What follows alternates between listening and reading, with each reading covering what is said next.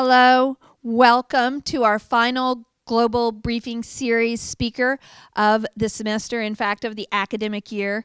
We've had some great presenters over the last 8 or 9 months, and we're going to take a break now for summer, and we'll be back in the fall. But for our final speaker tonight, we have Michol Ecklund, and she's going to have a presentation for us here in a moment. My name is Dr. Jamie Fullerton. I'm the director of the academic programs here in the School of Global Studies and Partnerships. I'm standing here tonight in place of Dr. Randy Kluver, who is in Korea right now on an exchange program or a conference for OSU, and he regrets that he can't be here with you, but we're going to charge ahead without him this evening. I'd also like to recognize and welcome Michael's parents, Roger and Dr. Martha McMillian. Do you guys want to wave at everybody? And yay! We know that you brought a lot of friends with you as well, and we really are. I was very happy to meet some of the Stillwater community. Some of you have been at other events with us, and we hope you'll come back for other speakers. I just wanted to say a few words about the School of Global Studies. We are celebrating our 20th year, and we are very excited about it. This program has occupied this wonderful building with Congressman Wes Watkins' name on it for the last 20 years, and we are as bigger and better than ever, and we've been celebrating all year. This is really, for those of you who don't know, the administrative hub for the university in terms of international engagement. We also have a number of programs here in the building, including the Watkins Center for International Trade and Development. Our English Language Institute is on the 3rd floor. Study Abroad is and student exchanges are part of this program. Dr. Jeff Simpson supervises. I saw Jeff earlier. There he is. And they actually are over in the Student Union, along with the International Scholars and Student Office.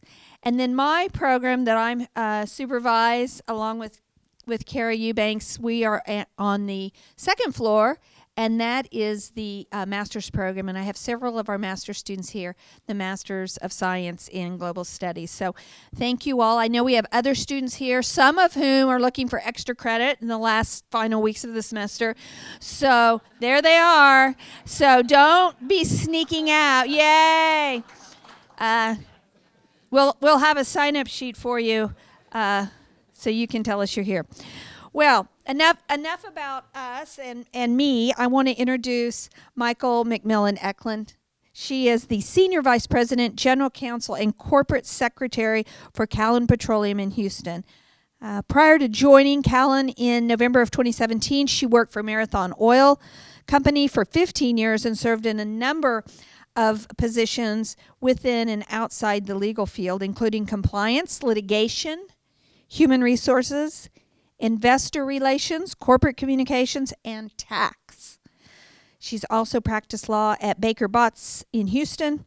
She received her Bachelor of Arts degree in political science from Rice and her JD from Harvard Law School.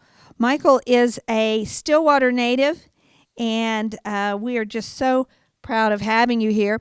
I had the opportunity to interview her earlier for O State TV, and we'll send that link out to everyone so that you can see us on television via your computer, actually. That'll be done in a couple of weeks. But Michol's currently the president of the Association of Rice Alumni, where she attended college in Houston, and serves on the board of World Affairs Council of Houston, the Women's Hospital of Texas. She is a past board member of the Juvenile Diabetes Research Foundation, the Houston Gulf Coast Chapter, and the State Bar of Texas International Law Section. She and her family were honorary chairs of the Girls Inc. Gala in 2017, and she co-chaired the 2014 Home Safe Home Gala benefiting aid to victims of domestic abuse. Recently, she was named Women Who Mean Business in Energy and has been a finalist for the Houston Business Journal's Best Corporate Counsel Award. So we couldn't be more thrilled to have you here. Thank you so very much. And everyone, Michol Ecklund. So as Dr. Fullerton mentioned, I've had a very long career in the energy field and very wonderful opportunities to travel the globe in that role. But before I really get into some details about energy tonight, I wanted to tell you a few things about myself.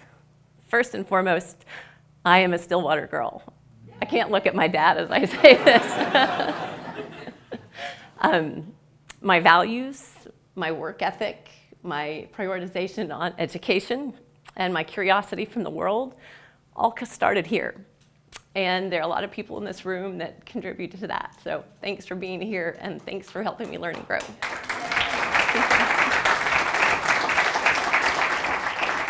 So a few other things about myself.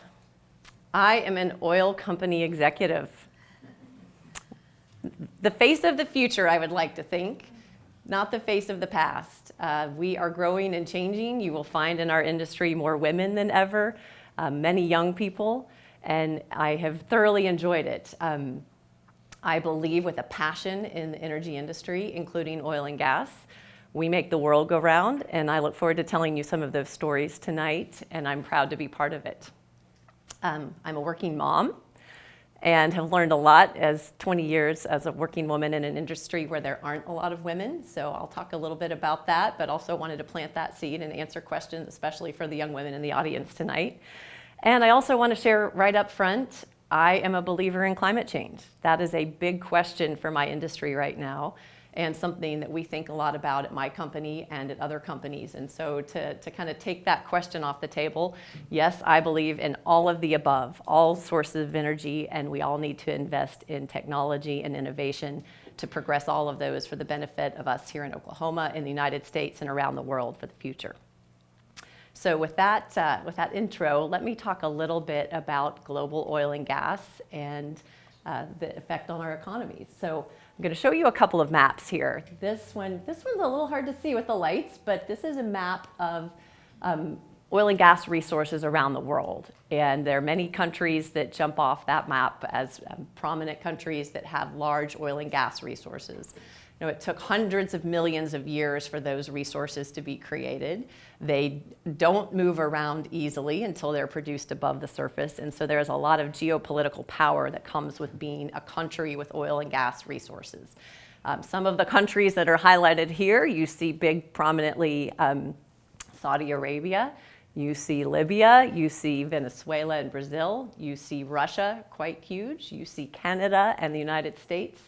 All of these are countries that come up frequently in the news, and it is not an accident that that is related to the hydrocarbons that they possess and that they control. One element of our industry that you may not know, the United States is the only country in the world where hydrocarbon mineral rights are owned by private citizens. In the rest of the world, those minerals are owned by the populations, the communities in those countries, and therefore controlled by the government. So it creates a very different dynamic in terms of managing those resources, in terms of being a technology company that's going to go in and try to develop those resources along the way.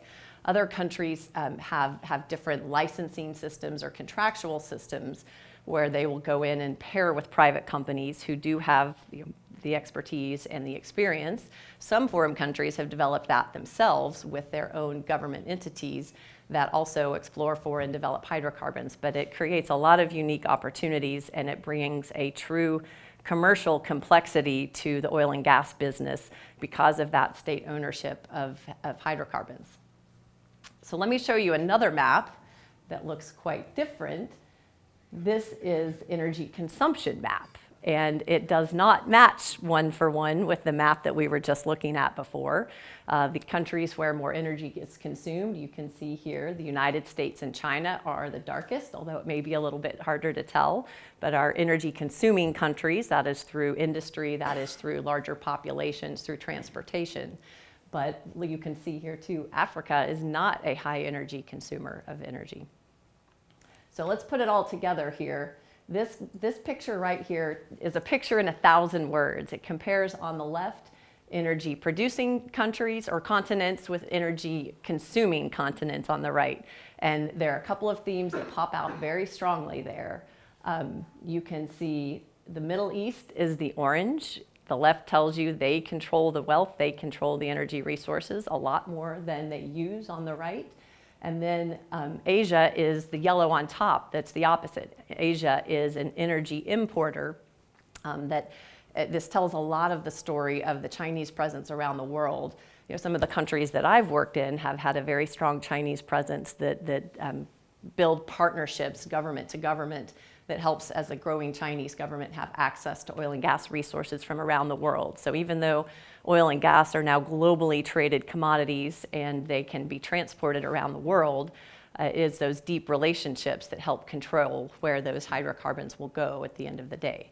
So when we were negotiating, say, in Equatorial Guinea in West Africa or in Kurdistan in the middle of the Middle East, there were governments represented in, you know, oftentimes the room next door to us that were trying to negotiate contracts for the same oil and gas rights that the private company from the US that I worked for was also trying to negotiate. So it creates a very geopolitical dynamic with boots on the ground with kind of the day-to-day business that we do in oil and gas. So I'm going to talk a lot about economics tonight, but I first wanted to show you this picture and wanted to talk a little bit about the human element of oil and gas. Energy is on the front line pages of the newspaper every single day, but what our industry is really about is people. And this is showing you there is a very strong correlation between access to energy and GDP, or in other words, the wealth of a nation. And you can see, you know, the United States is way up to the right, as are Finland, Singapore. But what this is showing you is in the bottom left-hand corner, this is half of the world's population lives in an energy deficient environment right now, and therefore don't have the same opportunities to grow their GDP, to grow their personal wealth.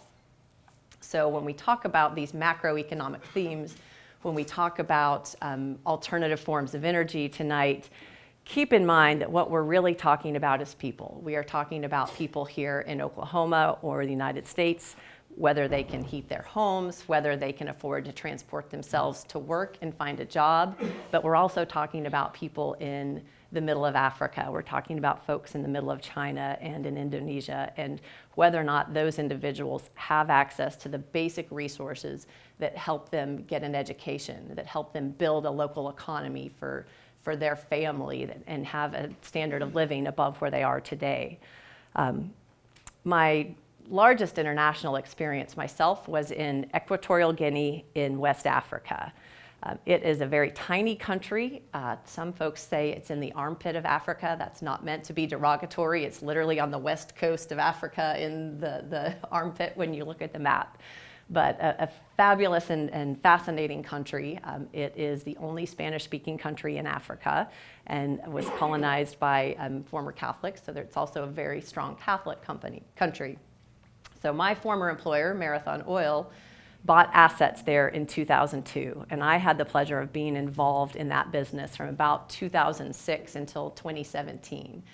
And over those 11 years, the change in that country was absolutely phenomenal. Our base was on an island offshore of Africa, and over those 3 years, we had not only an offshore producing platform, but we built 3 different gas plants onshore that helped process the gas that was coming in offshore into transportable and usable fuel. The types of things that we did for that local community that changed it for the better forever. We built a local gas plant, a bottled gas plant, so that folks that previously did not have any access to a heating source could come outside of our plant and get bottled gas so that they could go home and cook with it and heat their homes and heat water to take a bath. Most importantly, we built a huge opportunity set for jobs. We employed over 2,000 people there at our gas plants by the time that I left Marathon, and that didn't come easy. This was a population that was undereducated for decades and decades, and so we brought people in, and first we helped them learn the language. They were trained in English, then they were trained in basic safety activities. the oil and gas industry is one of the most dangerous in the world. And so before you can deploy people to work in our plants and on our platforms, they have to know a lot about the risks they're exposed to and how to mitigate them. We helped folks get technical degrees, sent them to technical institutes around the world, and eventually built our own local technical programs in partnership with other oil and gas companies, and really transformed that country. One of the things I'm most proud of are also the leadership development. There were individuals that I knew when they were young people and very shy and trying to understand what it was like to work in outside their homes. And when I knew them 6, 8, 10 years later, they were leading whole departments, and they were replacing expatriates who went back home to the United States because the local workforce had built that capability to run the business themselves. In addition, we did so many other things. We had a malaria eradication program. Many people died in that country and on that island. Because it was an island, it was the perfect laboratory for us to go in with partners and start with bed nets, but eventually we're now using a vaccine to eradicate malaria in the country. So that change that energy brought, both at the frontline level by making fuel available to people, to building jobs for people, is in part what this industry is. And I think it's important that those stories get told because they don't get told often enough. But it's also not just sunshine and roses. There are also real challenges to this industry. And I can tell you, Equatorial Guinea is also a country that, one of the few in the world that's still run by a dictator. He has run that country for about 60 years now. And some of the problems that I witnessed when I first went there were in part because of the regime that ran the country. They were undereducated, there was a lot of disease, and some of those things still exist. One of the challenges that I had as a legal professional is that along the way, the Norwegian pension plan called on our company and called on other companies that were similarly active in Equatorial Guinea. And they were a major investor in our company, and they threatened to divest of our stock. They owned about $750 million of our stock, which was very significant. And if they were going to sell out of our stock, it would affect all of our shareholders. And so in a rare opportunity for a commercial lawyer, I got to be part over the couple of years of a real deep philosophical debate with representatives of the Norwegian pension plan and the Norwegian government about, was it proper for this American company to be in Equatorial Guinea in the first place?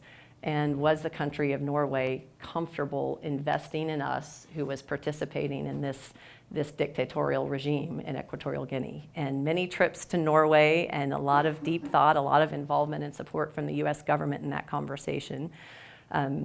We ultimately convinced them that not only were we a worthy investment, but that Equatorial Guinea was also a worthy investment. And while there were challenging things that were happening there, we were also making a difference, not only for the people with boots on the ground, but in the government as well. There has been some corruption there. It's well publicized in the news, but I'm proud to say that we built a company and a reputation where that was not tolerated. And even some of our employees would say, I get treated differently when I engage with a government worker and I have my marathon shirt on. So that's another way we were making a difference. We brought transparency to the country, and they began to disclose the revenues that they received from oil and gas, because when they disclose where they come from and they match our records, then others can't abscond with the resources that truly belong to the people of the country. And then, of course, we also talked a lot about how, as an American company that was investing in Equatorial Guinea, we were bringing jobs, we were bringing training, we were bringing medicine, we were bringing education. And would we leave the country, you would have others that would come in and develop those hydrocarbons, and so they would still have the revenue resource, but they wouldn't have the other investments and the long-term focus on bettering that country. So it's a story that I like to tell because you see numbers, you see the price of oil, you know the gas station prices, but those everyday stories of what the energy industry is doing and the opportunities to help the folks where hydrocarbons are located around the world don't get told often enough. So thank you for letting me share that with you. Let's go back to a little bit of economics. So this may be a little bit hard to see, but in essence, this red line you see going across the screen, going up and down, this is the price of oil from 2002 through 2015. And y'all don't need a chart to see that. You see that at the pump, right? Some days, some years you pay $1.79 for gas. Some years it's above $4, and it seems to swing so wildly. This chart helps explain why. And for those of you that are in or have taken economics classes, at the end of the day, these complex issues boil down to supply and demand. And keeping the supply and demand of oil and gas around the world in balance is what drives oil prices. My view is that when it's in balance, you see oil prices around $60 to $70 where we are right now. But as this chart tells you, and as you've seen at the pump, it has swung wildly. It was as high as $140 back in 2008. It went all the way down to $26 for a barrel of oil in late 2015 or early 2016. And that, again, is back to this chart. It is supply and demand. Part of the reason that you see those swings so wildly is because oil is a very expensive product to store. There are storage tanks. There are a lot of storage tanks in Cushing, right down the street. If you don't know that, Cushing is an energy hub. It is where pipelines come together across the United States, and there's more oil stored in Cushing than anywhere else in the country. But it is expensive to build storage. You have to be very environmentally sensitive, and so you can't just build it overnight. So if you're in a year where the world is making too much oil, more oil than the folks want to buy, what do you do with it? You can put it on a ship tanker and sail it around the world. That's what happens when there's too much oil. So you can quickly see this becomes an acute problem when there's more oil than we're going to use. So when you see price spikes at the gas pump, when you see price of oil going up, when you see financial reports, that's what's happening. Generally speaking, there is not coordination around the world about how much oil we're going to produce. Every company like mine is trying to look at the economic outlook of the world. How good do we think the economy is going to be next year? What are prices like for all of our service costs? And put together a business plan for the next 1, 3, or 5 years of how much we're going to invest and how much we're going to produce, trying to understand what is the market going to buy. We're also looking around us. How much are Exxon and Chevron going to produce? How much is Libya or Saudi Arabia or Equatorial Guinea going to produce? And those are the decisions that are going in and day out to try to find the right calibration that keeps this red line flatter rather than steeper. And also note, the blue in the background, that's showing years when there is too much supply or not enough supply. And the gyrations that look pretty big in this chart are actually pretty small. Right now, the world is producing and using right around 100 million barrels of oil equivalent every day. And most of these are within a 1% swing of that. 1%, a couple of times you'll see it goes up to 2 or at most 2.5%, 3%. You see a couple of percent swing in the supply or demand of oil, and you end up with these price spikes that go above $100 and all the way down to $26. So I hope that helps give you a little bit of perspective of what's happening when the gas prices change when you fill up your car all the time. So we can't talk about those price spikes without talking about OPEC. OPEC, some have called it a cartel. It is a cartel of sorts. It is 14 countries around the world that together right now control 55% of the oil production. And these countries do meet formally a couple of times a year, but informally all the time. And they are trying together to help coordinate and calibrate oil production to match the world demand in a way that optimizes their goals. And each of the countries have some different goals, but at the end of the day, their real goals are driven off of this. These are the social costs of running the social programs in several OPEC countries. And this is what their governments and their rulers are really thinking about when they come to their OPEC meetings and try to decide how much are we going to set production amongst the group. So generally you see here, most of these countries, their social cost of running their country, they can afford that when oil is between about $55 to $75, or most of the bars on that chart. So that's what OPEC is trying to do when they come together and they try to agree how much are they going to produce. And remember, I talked about how it's just a 1, maybe 2% change in global supply and demand that causes those extreme spikes in crude prices. These folks are trying to come together and keep it in a narrower band that supports their social programs in their countries. So it is a grand experiment in economics, and a very revealing story about OPEC and their power and changes in OPEC power comes from Thanksgiving of 2014. So let me go back real quick for just a minute to this one. So here we're over on my very left, your right of the chart, where you're seeing there's an oversupply of the market. Oil has been trading at around $100 for several years, 5 or 6 years, and suddenly the market is oversupplied, and you see the red line trending down sharply from above $100 to down to around $70, down to $60. So OPEC has a meeting around Thanksgiving in November of 2014, and the whole world expects OPEC to do what they've always done, and they calibrate their production to try to even out the supply and demand spikes. So everyone expected OPEC was going to decrease their production, back to basic supply and demand. There's less oil on the market. Prices are going to flatten out and hopefully even rise again. That's not what OPEC did. The world was beginning to change in 2014.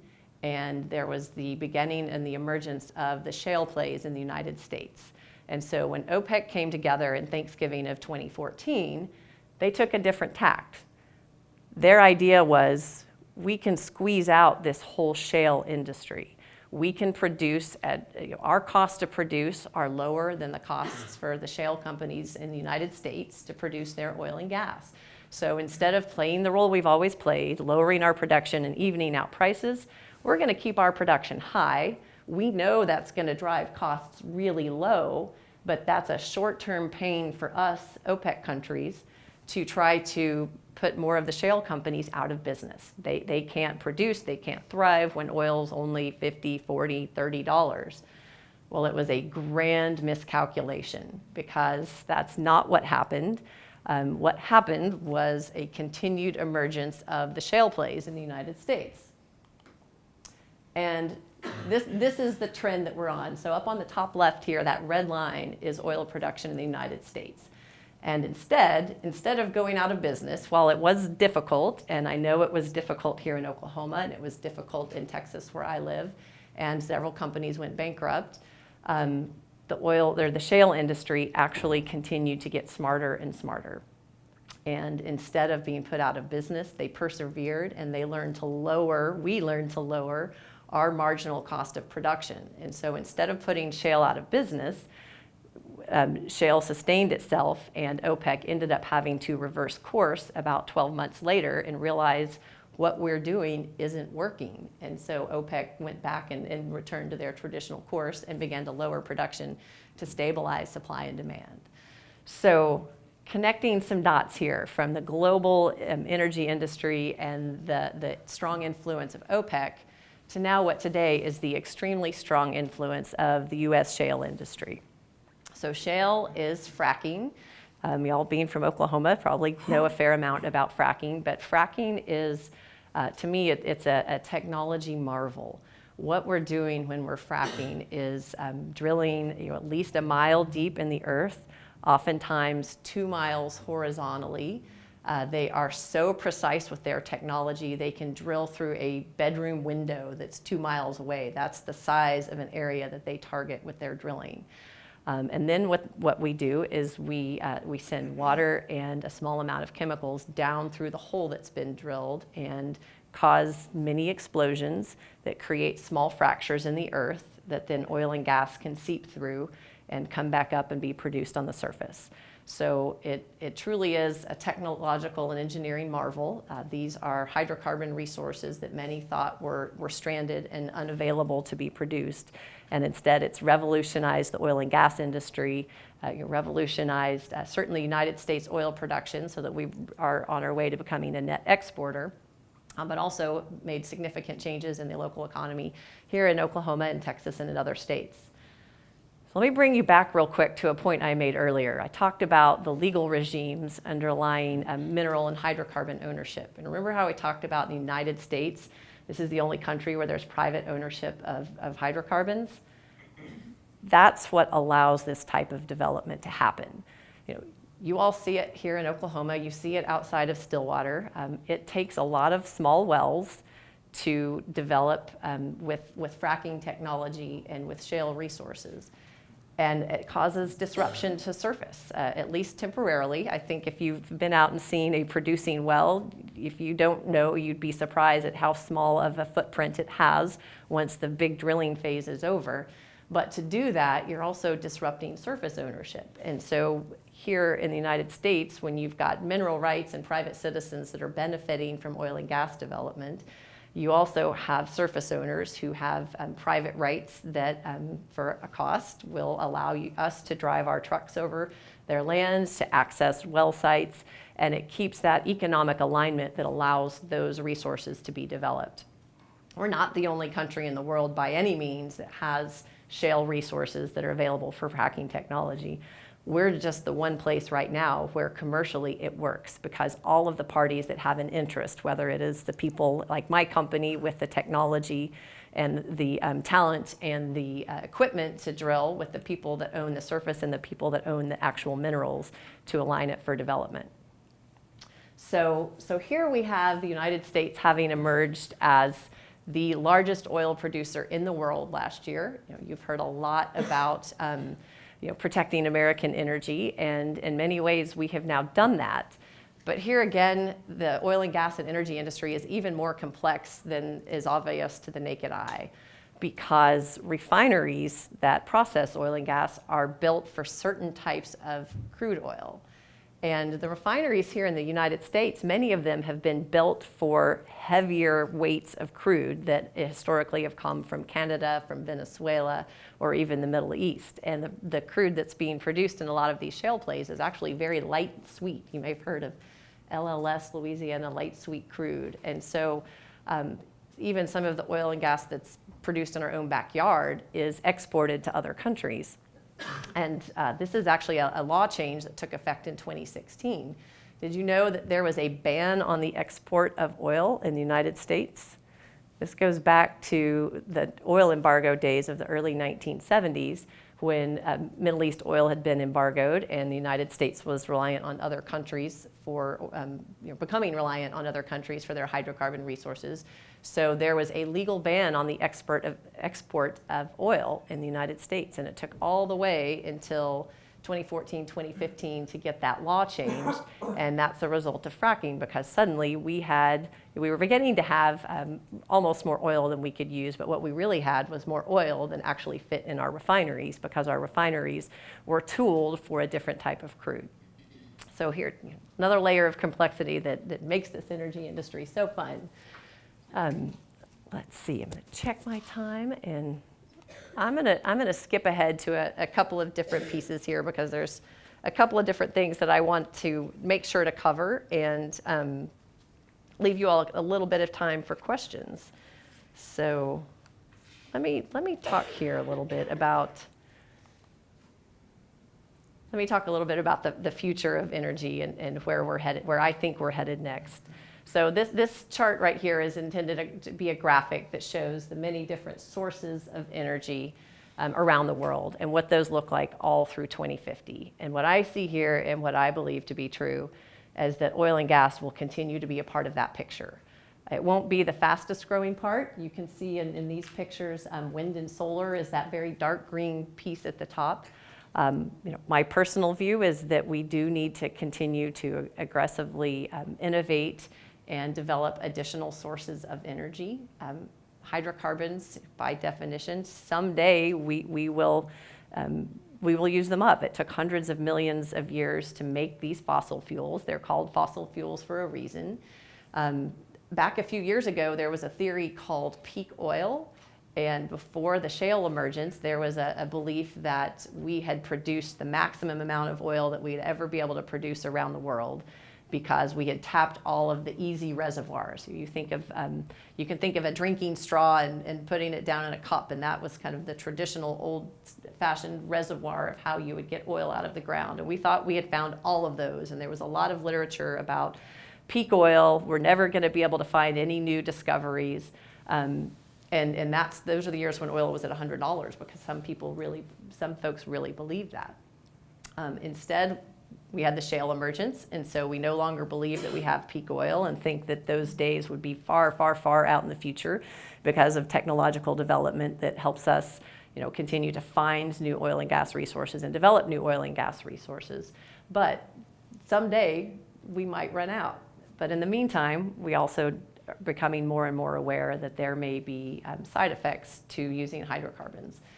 There is something happening with climate change, in my view. I think there is some link to the hydrocarbon industry, and we're certainly doing a lot that I'm glad to talk about to try to mitigate those effects. But I think the time is ripe to continue to develop new sources of energy. So now, instead of talking about peak supply of oil, what we actually talk about is peak demand.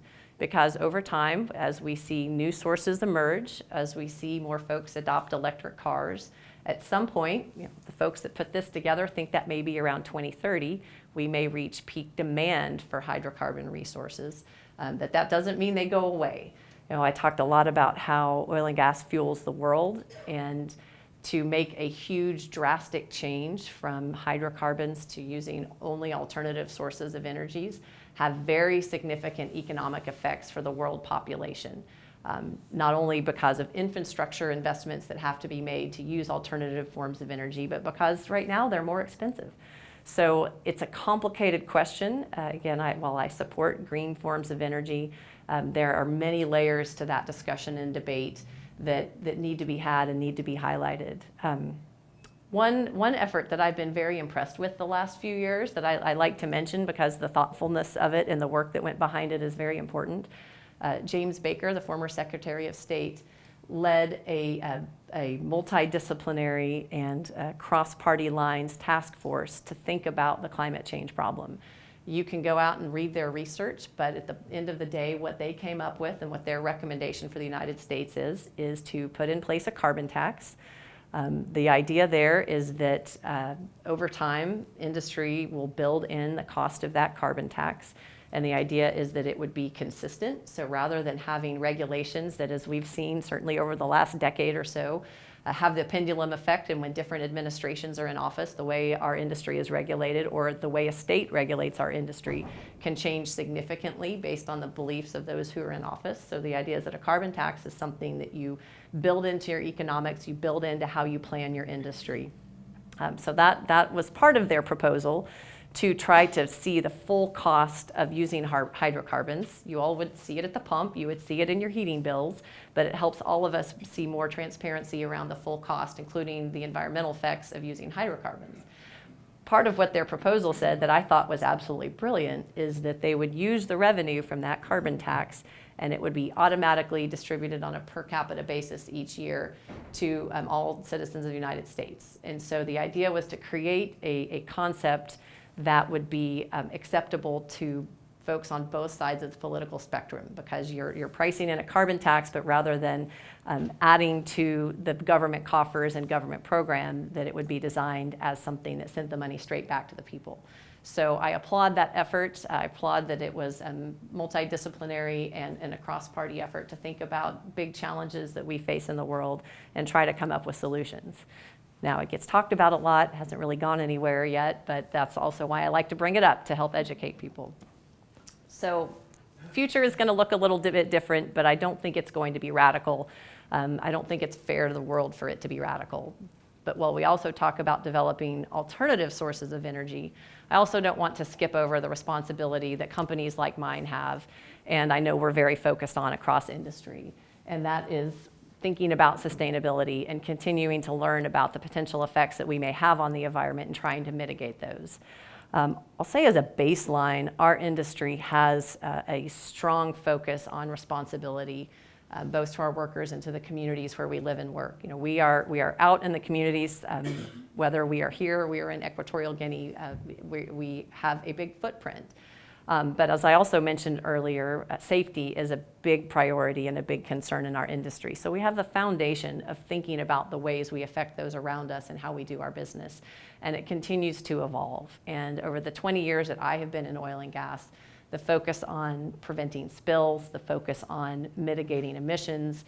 Right now, my company, an oil and gas company, is building electrical substations out where we produce because we don't want to use generators. We know the effect that generators have when they release fumes into the environment. So we are running our business differently and making different decisions to try to mitigate those types of effects.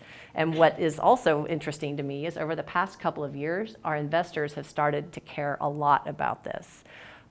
It's because their investors are caring a lot about it. So now it's not just, it used to be you'd put a big glossy report together once a year and talk about all the great things you do in the community and, our emissions didn't go up that much. We're trying to do good things. Well, now in every meeting that my CEO, our CFO, our head of investor relations have with investors, they're asking about these topics. They're asking about our sustainability programs. What are we putting in place in our operations to be responsible operators that mitigate the effect on the environment? So it's becoming an even more prevalent issue and something that will continue to be part of the dialogue because investors do make those decisions based on management teams that they think are being proactive and responsible and thinking about not just how we run our business today, but are we a company that is going to be around in 5 years and 10 years and 20 years because of how we do our business. So with that, I want to wrap up and share one more story with you and then open it up for questions.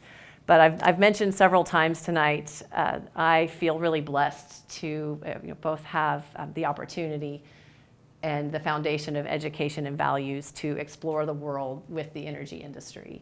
And I'm so grateful for that. And I hope that by you all being here tonight, you probably have some interest and I can inspire folks to embrace those opportunities and look for them when they come. I have many good friends from around the world that I never would have met otherwise. When the chances came, I took the risk and jumped and said, yes, I'm going to get on an airplane and spend some time in West Africa and Middle East. But one episode really hits home for me and how grateful I am for that perspective of seeing the world from different lenses. And this was back in 2013, and I was in Kurdistan. Kurdistan is the northern region of Iraq, and it was opened up to Western development, including the energy industry, after the second Iraqi war when Saddam was taken out of power. And the local leaders in that government got pretty aggressive. I could talk a lot about the governance and the political and legal issues behind that, but really got aggressive in opening up that region that had been closed off from foreign investment. And they had significant oil and gas resources. And my company, Marathon Oil, was one of the first to come in, sign a contract, and to begin to develop those resources. So I was there, I think it was March of 2013, and we were negotiating some contracts with the government. And our hotel there was beautiful. It was brand new, right? There'd been no foreign investment, but very beautiful hotel. Tons of security. Getting into the hotel was a much bigger challenge than even going to the airport. Everybody had to empty the car and check your suitcase and everything. But we had Western television. And so I sat in my hotel room one night and I was flipping back and forth between different news channels and realized it was the 10-year anniversary of the Second Iraq War.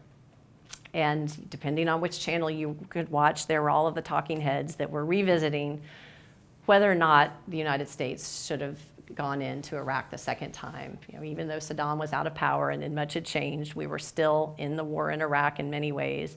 And what we envisioned for Iraq when we went in the second time hadn't quite come to fruition. It's a still very challenged country. So I sat and listened to all of that, and I won't share with you my particular views about that war, but something that was being debated back home. And I went in the office the next morning and started talking to my Kurdistan peers. And I asked a couple of them their views on it. And I learned a lot. I learned a lot about these people's lives 10 years before, these people that were my peers, that were engineers, that were accountants, that were safety professionals and helping us run this business, and how 10 years before, they were living in cinder block homes. They were not allowed to practice their religion, which, surprising to me, Kurdistan is a place of actually a lot of religious diversity. They were in fear of being gassed. There was a big incident before that where Saddam Hussein had gassed many little towns in Kurdistan. And they had absolutely no education and no economic opportunity for their families. And to sit there that day and realize in 10 short years how drastically those people's lives had changed and the opportunity that had been brought to them because their borders had been opened up, investment had come in, they were under a different political regime, and they could live their lives and they could provide for their families and they could live their beliefs. That changed how I see the world. And I am grateful for that opportunity and many more like it. And to all of you students around the room, I hope those opportunities come to you, and I hope you embrace them when they do. So thank you for hearing some of my stories.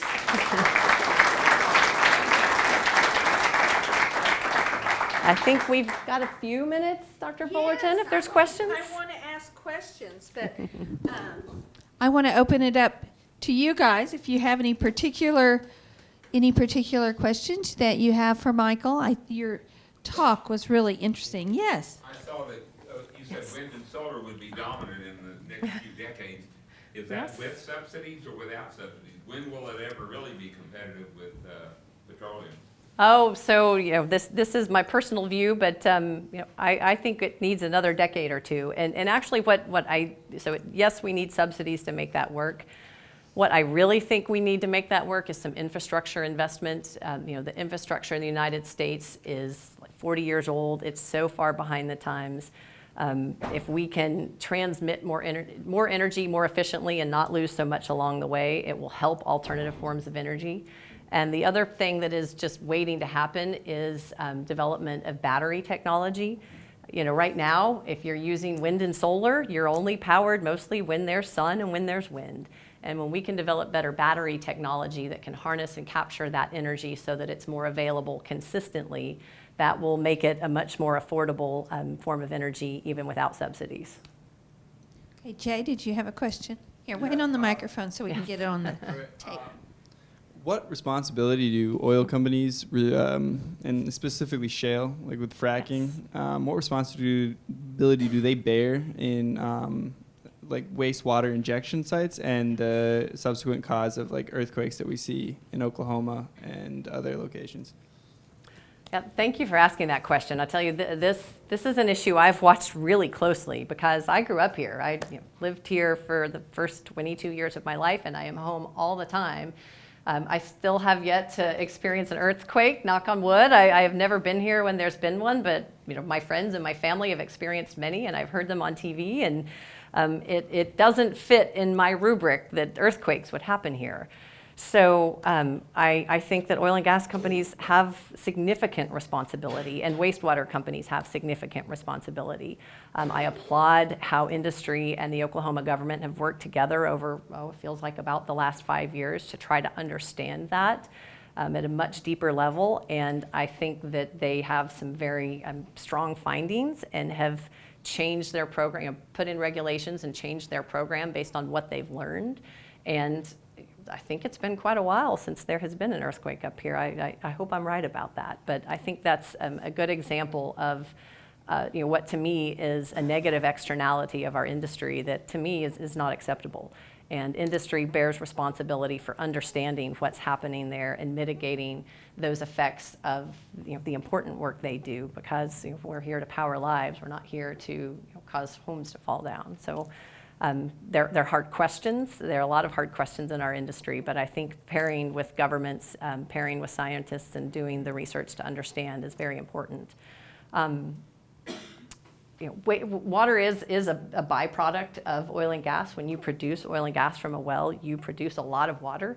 Depending on where you are, there's parts of my company's business where we produce 4 barrels of water for every barrel of oil that we produce.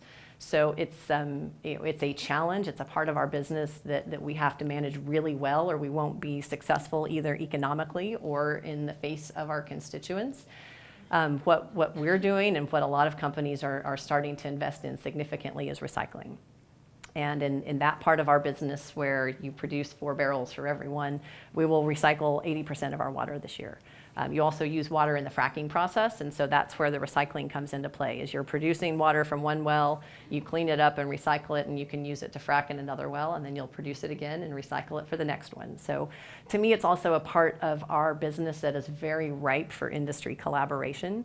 By and large, a lot of those facilities are happening as one-offs, but we aren't always going to be producing in one place and fracking right next to it. So having more industry collaboration on recycling and water usage and water disposal is something I hope we see in the near future. Great.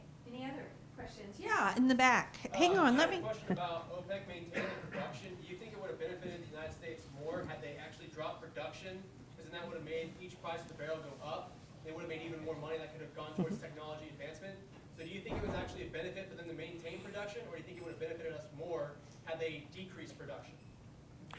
So the question was, back when OPEC made that decision to maintain higher production levels in 2014 rather than decrease it, which would have benefited the United States more? Would it have benefited us more for them to do what they did and keep their production high, or would it have benefited the United States for them to drop production, which they would have historically done?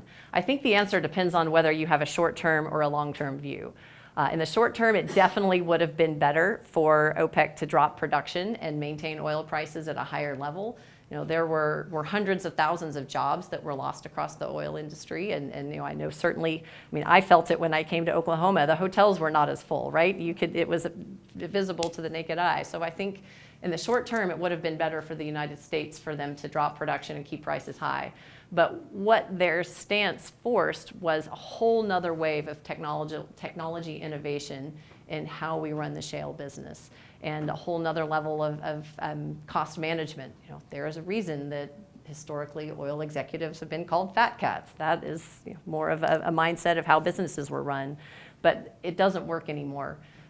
Especially in the shale business, you make your money at the margins. Saving a nickel a well can make a difference. And so we've got to be sharp, we've got to be on our toes, we've got to be efficient. We call it a manufacturing business now because that is what it's like. We are drilling a lot of wells that are very similar to each other. You've got to optimize the technology, but you've got to get really good at that and save that nickel, save that penny, save that quarter on every barrel to win in our business. I have a question for Yes. you. You are the only female Global Briefing Series speaker this year. Wow. No, we had one you're the second one, and we had a young woman about a month ago, and you are our second one. So I want you to talk to us about, why do we see so few women in the oil business? Any advice for the women in the room about going in? You're a busy person, and being a mom, that's tough business. It so, is. if you would. So, I could talk all night on this topic, but let me try to crystallize it in 2 or 3 kind of main points that I think are important. One, it takes leaders and courage to support women in businesses where they haven't always been prevalent, and I am very fortunate that I've worked for 2 such leaders. Both CEOs that I have worked for, Clarence Castle out at Marathon Oil and Joe Gatto at Callon Petroleum, are both people that have supported and promoted and hired women into very senior positions. And that's where it starts to make a difference, because for me as a young person, I had 5 role models. A lot of women role models, but I had 5 senior executive officers at my company that were all role models, mentors, sponsors for me. Almost all of them were working moms that somehow did it all and helped me see I could do that too in this place, even though I could go to any meeting on any given day and be the only woman around the table. So that's one. Another one that I've come to see is really important as I look at a lot of the young women around the room is be confident in what you do and what you know in every interaction that you have. For some reason, women don't always show up in the workplace with that same mindset. And I didn't always have that same mindset. And it's reading books like Lean In, where Sheryl Sandberg told me, go sit at the table. Don't take the seat in the back of the room just because you're trying to be nice. You belong at the table. Take the seat at the table. Tell them what you really think. That's how our business gets better. I've come to see, I think about my role with my boss, and being a lawyer, sometimes we talk about, don't be the department of no, right? It's easy as a lawyer to say, don't do that, you might get in trouble. But I also know that my role is to also not be a yes man. My boss didn't hire me to come in every day and say, yes, every idea you have is a great idea. If that's what my view of the world is, he doesn't need me. So I've learned over my career to speak up a lot more and tell folks what I really think, A lot of times they'll disagree, but we'll move on to the next thing. And a lot of times they'll think I actually have a really great idea. So have that confidence in your work. There's a theory out there called the imposter theory, and someone gave me a book about it a few years ago, and it was another one that really hit home with me, because what it tells us is that every one of us inside has some of that self-doubt, and it's some part of what we do every day. We feel like an imposter. I've felt that way before. But once I came to realize everybody feels that way a little bit, it helped me have a little bit more courage to kind of push past that sense of imposterism and put my idea on the table. And now that I know it, I can sit in a meeting or be on a call and realize I see it or I hear it in everybody's voices sometimes, and we're all like that. So that's my second one. My third one, and this is advice to everybody in the room, is women, to succeed in business, we have to talk about business. And I learned this the hard way about 5 or 6 years ago. I'd been through an entire volleyball season with my daughters, going 7 a.m. on Saturday and Sunday mornings to watch volleyball, had my newspaper, had my yoga pants and my coffee, and kind of made small talk with everybody around the court. End of season party, I realized one of the other moms, who's also showing up in her yoga pants with her newspaper and making small talk about vacations and summer camps, she is a law partner in a law firm that I did a lot of business with. We sat next to each other for a whole season, and never once did one of us broach that question. Do you work outside the home? We didn't know. We could have spent all those weekends learning from each other, sharing shared experiences, and we didn't. And so since that day, I have taken that on as a personal mantra, and I always ask people about their professional situation and whether they're working at home or working in the office. We have a lot to talk about, but I don't miss those opportunities, because that's how we learn. You learn from other people, you learn from their experiences. They may have an expertise that you need, or might be the lawyer that I hire for my next project. And so now today, my new challenge to myself is to not just to do that with the women, but to do that with the men. Right? Why doesn't that happen? My husband goes to the volleyball matches and stands with the other dads, and they all talk about business. I've got those same connections with all those men around that volleyball court. So now that's my challenge, and I'm working on that too. But that's something everybody in here can do that I think helps promote women in the workplace. Talk about your business. Thank you so much, Michael. Thank you. Thank you very much.